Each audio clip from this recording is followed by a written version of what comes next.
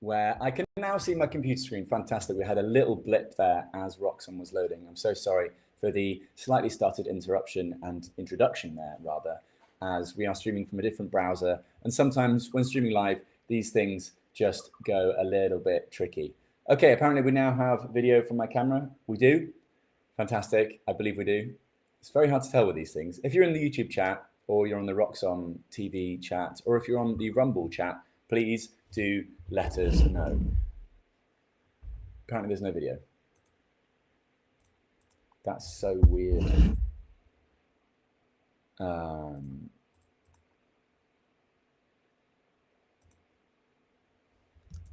hello.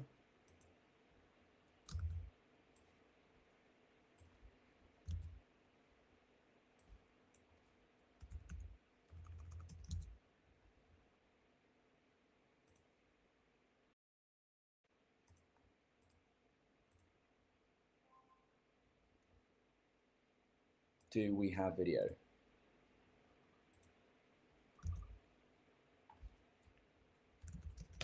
Hello everyone, good afternoon. Do we have video?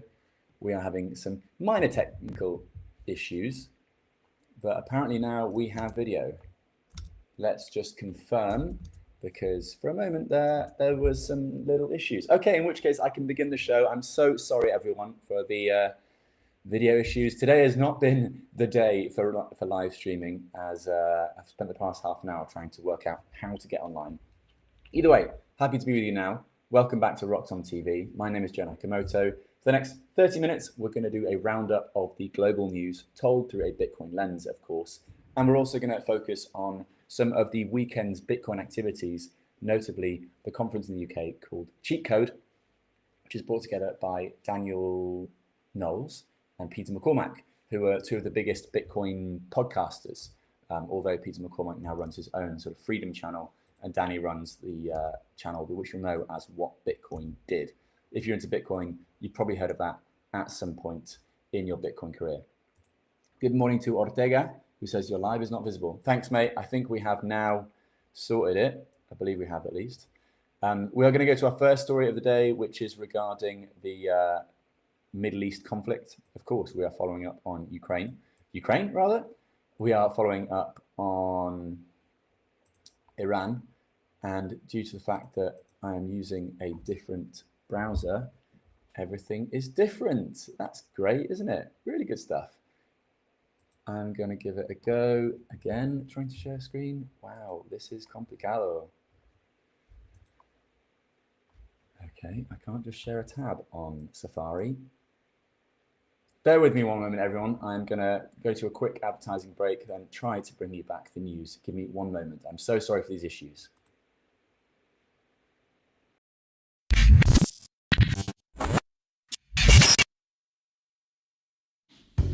So, tell us about your furry friend here. What's his name? Oh, this? This is Bitcoin. Bitcoin? It's not just a cat, he's family. Quite a name, and I must say, looks quite pampered. Oh, absolutely. Bitcoin deserves nothing but the best. He's my little prince. But with such a valuable pet, aren't you afraid of losing him? Losing Bitcoin? No, it never happened before, so it's not something I worry about. Excuse me for a moment. Bitcoin, stay here, right?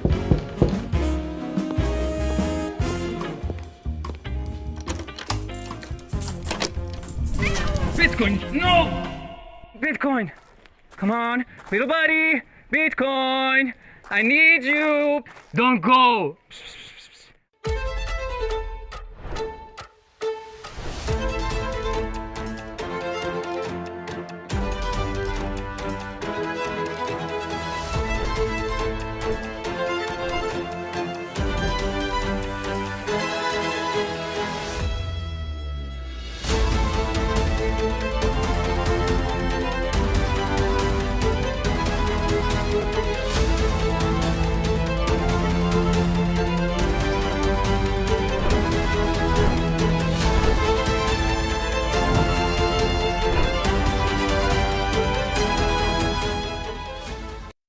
security matters. Zappo Bank. The only way to bank your Bitcoin. Apply now at zappobank.com. Some call me Chicken Little, others Bubble Boy. I'm a bit changed, but sounds familiar, right? Let me tell you a hard truth. The S&P isn't rising, the dollar's falling. That's the trick, monopoly money. It's ice melting by the second. Your savings, your salary, your time. Worth less every second. Everyone's using the wrong measuring stick. Switch the denominator. Price the S&P into Bitcoin. Hard, fixed, unprintable. Suddenly your unstoppable index, it's collapsing. And while you cling to dollars, well, Wall Street already switched. Before, you needed 2 brokers. Still getting my ninja bonus though, right? Plenty of spreadsheets. And my quant! I hate this part. I was right, and I'll be right again. If I were you, I'd thank me. You know my name's Dave, right?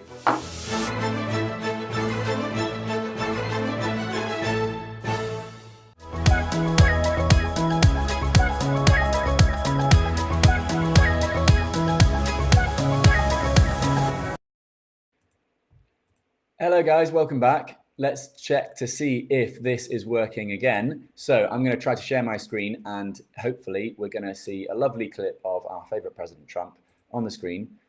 And it's not sharing. Wonderful. Okay, let's give it a go once more. Aha, we have Trump on the screen. Let's see if we have audio now as well. Please do confirm if we have audio because then I can actually jump into this, into the story.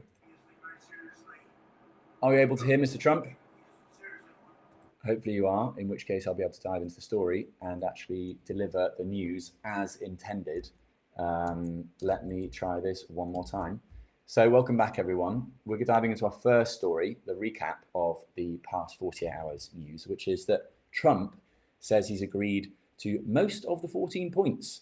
Yes, most of the 14 points on his plan, which was shared last week, which is known as the 15-point peace plan. And he has sent oil to signal their commitment to peace talks.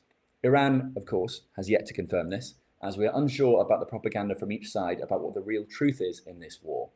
The power plant strike deal expires on April the 6th, and this is off the comments made on Air Force One that we're going to hear Trump deliver just now.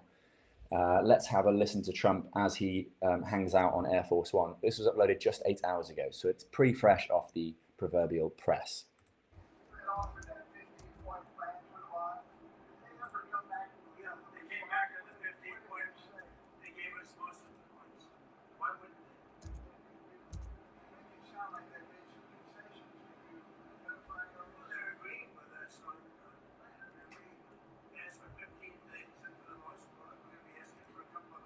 Okay, apparently the sound is very weak on the video, so I will instead just paraphrase what he said. Basically said, you know, they've pretty much agreed to the 15-point peace plan that we made over the weekend. And this is what Trump is saying. Trump, throughout this war, has said lots of things, lots of very important things, of course. And this peace plan was initially rejected by Iran because over the weekend, Yemen's Houthi rebels fired on Israel for the first time since the war began, marking a significant widening of the conflict, now pulling in a third Iranian-aligned force. Markets are pricing all of this in. The Dow fell 793 points Friday, and the S&P closed at a 7-month low. The Nasdaq is now 13% below its October record and firmly in a correction period, which is its 5th straight weekly decline. The war is not good for the markets. Brent oil is topping $110. This morning it was still over the $100 mark, and the IEA calls this the biggest oil shock in history. If you're following the Bitcoin price, the Bitcoin news, you'll know that Bitcoin is about to face 6 months of red price action. That means we've had 6 months of downward price action, with the price this morning pumping a little bit. You could maybe call it a pump if you like. It's now just recovered to the 67,000 mark. However, when we look on the monthly, that does mean that technically we are green for the month of March, but it's still 1, 2, 3, 4, 5, 6, almost 6 months of downward price action, which would be a joint record. So ultimately, war not so good for Bitcoin, not so good for the markets, not so good for the S&P 500, not so good for oil. What is war good for? Well, it's good for those who have the war stocks. You know, if you're holding military companies, you're probably doing okay, which is a sad state of affairs in the global sort of outlook, isn't it? But when it comes to the actual markets, it depends on how long this war wages on, will dictate whether or not the markets rebound and maybe reclaim those levels that we saw in the huge bull run of the S&P 500 in 2025. You remember that, you know, there was the tariff war, the very blip of the tariff war, which was over the weekend. We celebrated 1 year since that tariff sort of day, Liberation Day, as Trump called it. And that caused this huge bull run in the S&P 500 and in lots of markets globally. And since then, we've just seen this huge cooling off, this huge tumbling of all of these prices. With Bitcoin, the first to fall, it has recovered. It has performed better compared to gold over this period. However, it's still sliding some more. And personally, and this is of course not financial advice, I believe we're going to see more and more volatility, more and more radical uncertainty as this war rages on. Given that these Yemen rebels are now firing on Israel, some analysts are now calling this a proper World War III incident. At the conference I attended in the UK on Friday and Saturday, many of the big Bitcoin podcasters, big Bitcoin influencers on stage just called this very casually World War III. So I'm curious to hear what you guys think around the world. Are we entering a World War III period? It does seem that, you know, the more and more nations that get dragged in, the more and more this begins to look like World War III. Let's not forget that World War II started with, you know, Hitler taking one country, then another country, the Brits and the Allies appeasing, and slowly, it led to the eruption of World War III. No one wants to see that, of course. The pacifists are obviously very upset about this, and those of us who are investors, those of us who are looking to sort of make sense of this market, this turbulent time, it's very tricky to understand where to park your money, where to save your wealth as the war rages on. Okay, that's our first sort of recap story of the day. We're going to be following the Iran war across the week at Roxham TV, so make sure you are following, make sure you're liking and subscribing to this video, and of course to Roxham TV's reporting on X, on Rumble, and on YouTube. They have reporters such as myself reporting all around the clock. So if anything is breaking news, if anything does come up, then you're going to get someone similar to me who has an understanding of Bitcoin and an understanding of the news, bringing that news to you in a sort of Bitcoin-friendly manner. Let's move on to our second story, which is regarding the Supreme Court, which heard the birthright citizenship case this Wednesday. So let's get that on the screen just now. You should be able to see that on my screen, but as mentioned earlier, I am trying out a different platform today. Okay, beautiful, we can see it on screen. Now, the Supreme Court hears oral arguments Wednesday in the Trump versus Barbara case. This is a case that, as the Roxham writers reported, it could rewrite what it means to be American.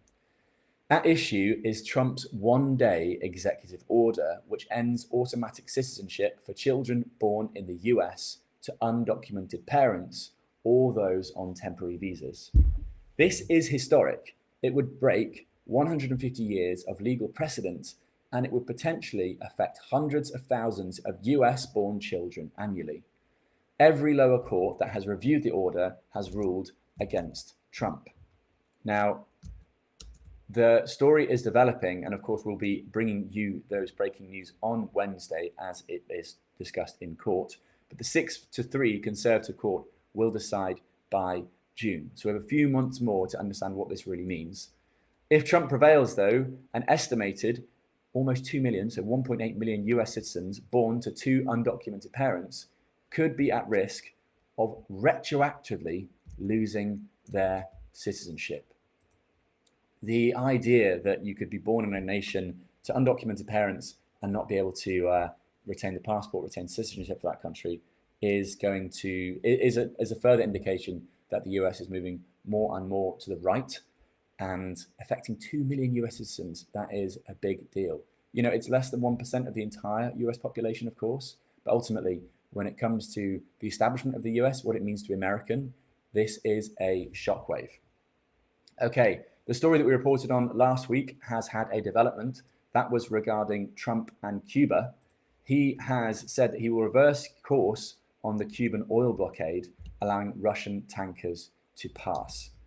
Now, we should be able to see it loud and proud on the screen just now. This is the story that we are following initially from Reuters, but we brought you the Rocks on TV reporting from it. So Trump said on Sunday he has no problem with a Russian tanker carrying 730,000 barrels of crude oil, which will dock in Cuba. That would effectively break the oil blockade his own administration imposed in January. Let's not forget that Cuba has been without reliable fuel since the US captured Maduro, the former leader of Venezuela, in January, and they cut off Venezuelan oil. That triggered total power collapses, hospital shutdowns, many easily avoided and easily prevented deaths, and what may be the worst crisis on the island since the Soviet collapse. There was lots of first-hand and lots of sort of testimonial reporting from lots of news websites, including The Guardian, the BBC, who spoke to journalists on the ground, who spoke to Cubans on the ground about the state of what that meant for the maternity wards, what that meant for rationing, what that meant for the power outages across the island. And it is a really harrowing story. And for many analysts, it suggested that the US had actually began to wage war on Cuba, because if you effectively cut off their oil, then Cuba is this stranded island in the Caribbean with no allies nearby. You know, Venezuela used to be its biggest ally in that area of the world. But with this Russian tanker arriving with 730,000 barrels, it could mean a moment of respite for the Cubans living there. Trump's reversal, however, came with no policy explanation. He simply said they have to survive. This is the first crack in a blockade that the US had enforced quite aggressively, including threatening tariffs on any country that supplied Cuba with fuel. This is, of course, why many discussed that this could have been the war, another war that the US has waged. The president was known in 2025 as the president of peace. He won the FIFA Peace Prize. He was also elected on a podium of trying to secure peace across the world, trying to end the Ukraine war, trying to bring peace to the globe generally. And instead, what has he done? Well, he's upset Venezuela, he's waged war on Iran, and then he cut off oil supplies going to Cuba. I need to sneeze, so I'm going to very briefly pause while I take a sneeze off camera. Excuse me for a moment, guys. No, we're good. We're back in business. We're back in business. Apologies, guys. This is not my best live stream in the world, but that's okay. We'll come back better and stronger tomorrow. Let's move on to our fourth story of the day, which comes to us courtesy of the No Kings demonstrations nationwide, because an estimated 8 million people turned out across more than 3,300 events in all 50 states Saturday for the third No Kings mobilization. If you weren't on social media over the weekend and you didn't see some of these pictures, it was fascinating. You know, huge demonstrations all across the country, and very viral on the likes of Reddit and some of the sort of left-leaning outlets around the world. But organizers are actually calling it the largest single-day protest in American history. And it surpasses the first two rounds in June and October 2025, which drew 5 million and 7 million respectively.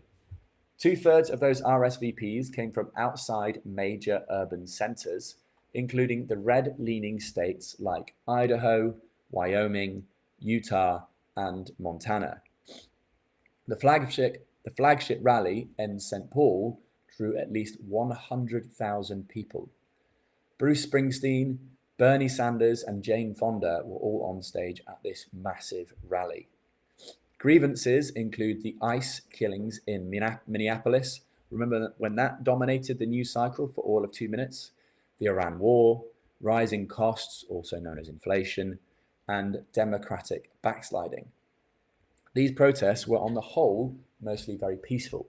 The NYPD made 0 protest-related arrests, though LA did deploy tear gas near a federal detention center. The White House, what was their propaganda? Well, they called it a leftist funding network with no real public support. You also had sort of combative, how do we describe this? Not combative, but like sort of contrary propaganda from the likes of Kid Rock. Kid Rock shared a video of him saluting to American helicopters as they flew past. So we really do live in an era of sort of really interesting social media propaganda being played out by both the left and the right in the US, while we see this war waging in Iran, where we have Trump's word versus the Iranian word. And of course, it's very, very hard to just dumbly trust the Iranian word, because this is a authoritarian regime which has for years murdered its own people. But equally, you have Trump, who says the most extravagant, egregious, and sometimes the most outrageous thing, and then the real truth sort of percolates over time. So very, very hard to understand what's truly going on with Iran. Very, very hard to understand what's truly going on from the White House. You know, they call this huge movement in the US right now with these protests something that had no real public support. It's quite hard to say that when there were hundreds of thousands of people mobilizing across the entirety of the US. Okay, there is a story from Israel as well, which has barred the Catholic cardinal from Holy Sepulchre on Palm Sunday. This was a story from the Israeli police, which blockaded the Cardinal Pizzaballa, which is the Latin Patriarch of Jerusalem and the most senior Catholic figure in the Holy Land. They were barred from entering the Church of the Holy Sepulchre, which I'm definitely mispronouncing, on Palm Sunday. And that was their blockade, was the first time that's happened in centuries. He and the church's guardian were stopped on foot, walking privately with no procession nor ceremony. Israel cited Iran war security restrictions. The Lateran Patriarchate was, of course, outraged. Italy summoned Israel's ambassador.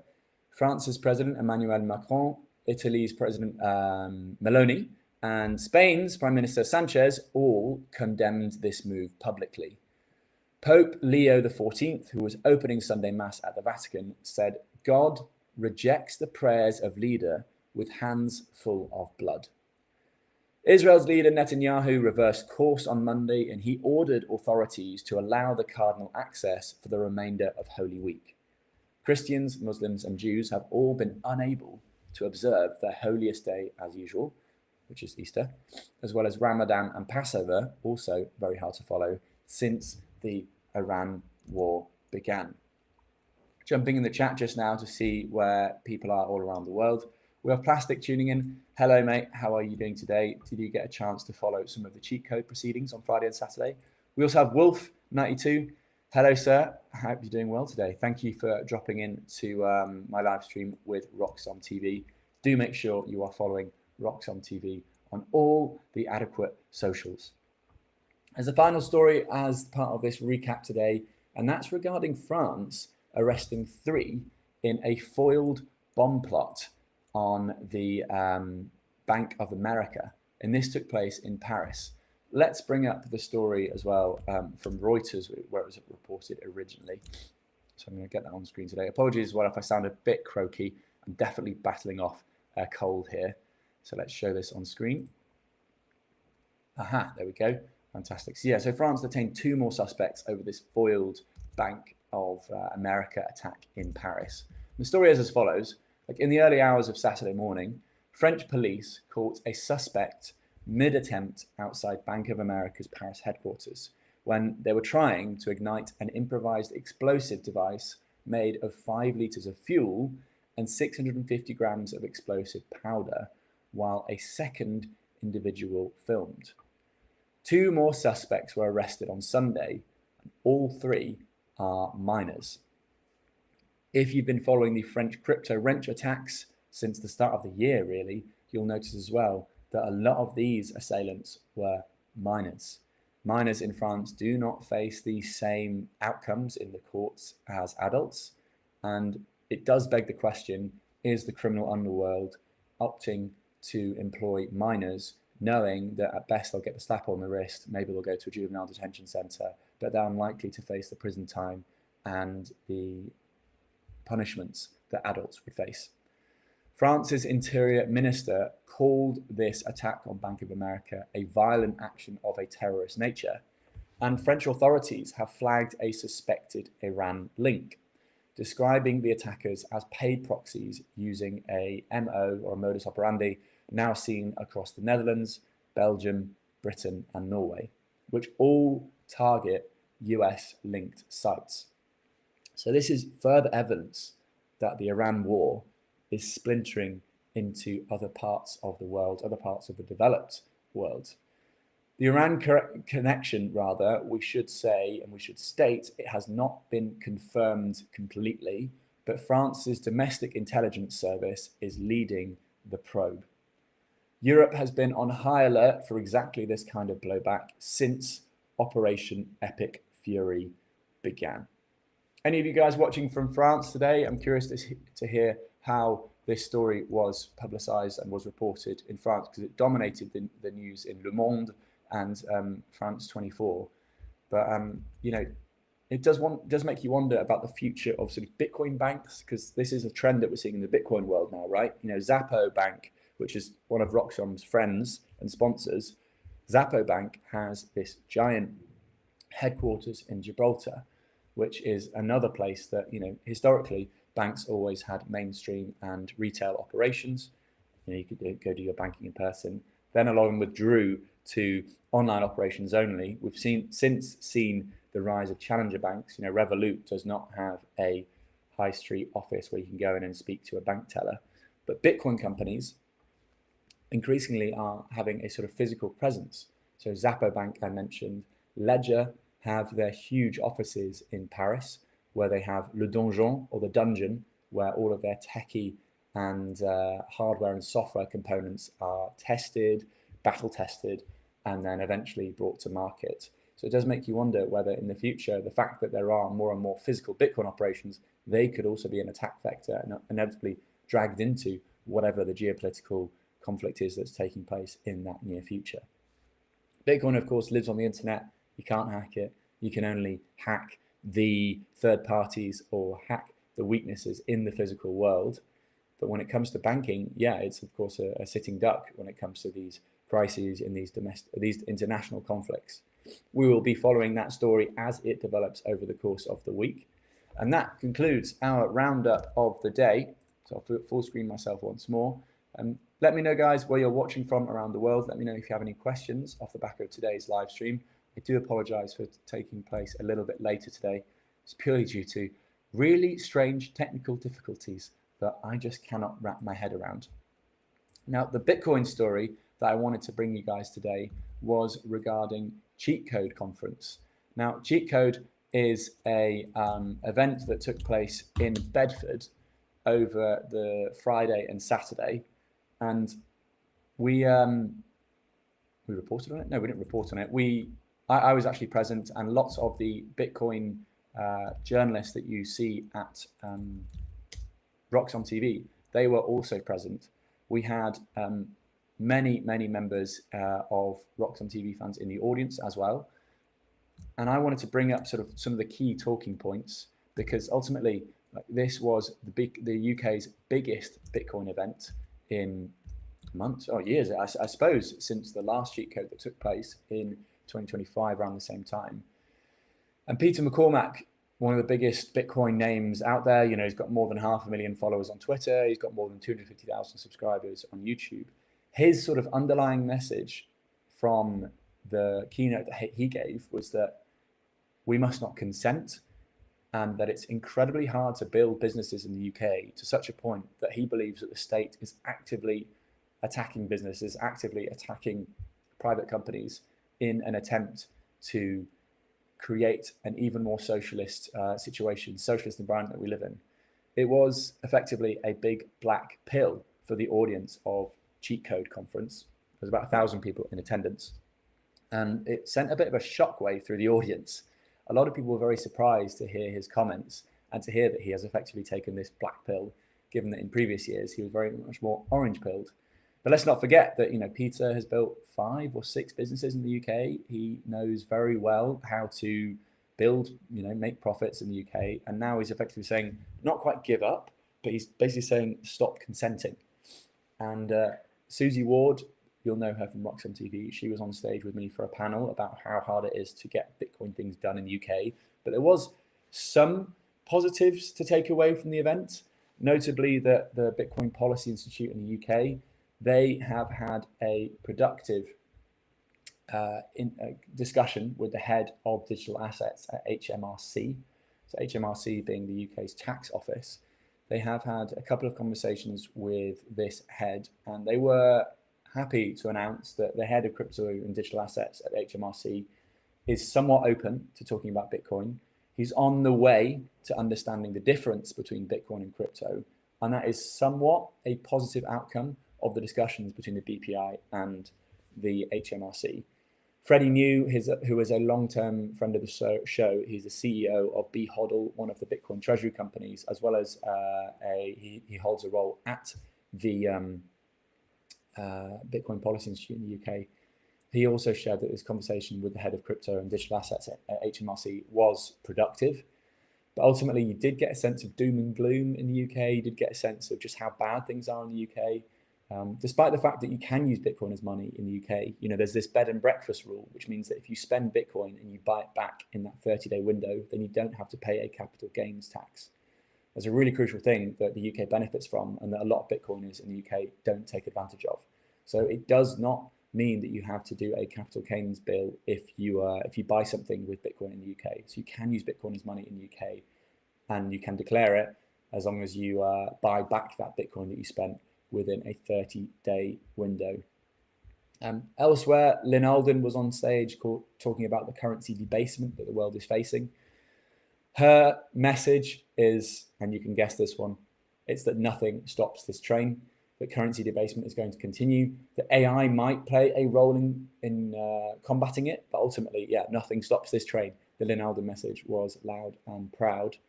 And on Saturday, lots of these British Bitcoiners got together to support Real Bedford, which is the UK's sort of Bitcoin-friendly football club, and they actually won their game 2-1. There was about 400 people in attendance, which is not a record attendance, but it still goes to show that there are a lot of Bitcoin believers in the UK. They do care deeply about this movement. And ultimately, while it is a very, very hostile environment in the UK, there is some shining lights, there are some silver linings, and ultimately there's just still so much more to be done. We've just got to keep on keeping on when it comes to the UK Bitcoin scene. Unfortunately, that is the top of the hour for me at Roxon TV today, so I'm going to have to hand over proceedings to our next host at Roxon TV. So thank you so much for you all tuning in. It's been a pleasure to be with you all, albeit short and sweet today. I apologize for that.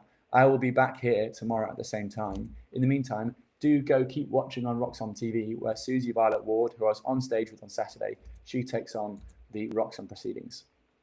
Thank you so much, everyone, for tuning in. I'll be back in better and much more confident and fluid tomorrow at 11 o'clock. So I hope